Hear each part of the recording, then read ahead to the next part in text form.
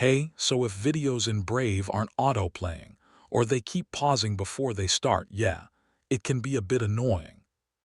In this guide, I'll show you how to fix Brave video autoplay problem step by step. Alright, first, open the site where the video isn't autoplaying, then click the shield's icon in the address bar. Now scroll down and make sure autoplay or media settings are allowed instead of blocked. Some browsers block autoplay with sound, so check if the video is muted or blocked from playing audio automatically. If shields are too strict, set them to standard instead of aggressive for that site.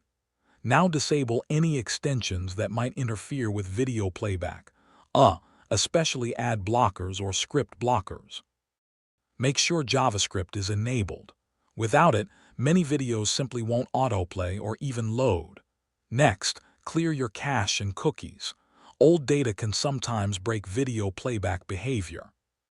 Try opening the same site in a private window. If it works there, the issue is likely an extension or setting. Make sure Brave is updated. Older versions can have autoplay bugs on modern websites. And yeah, that's it.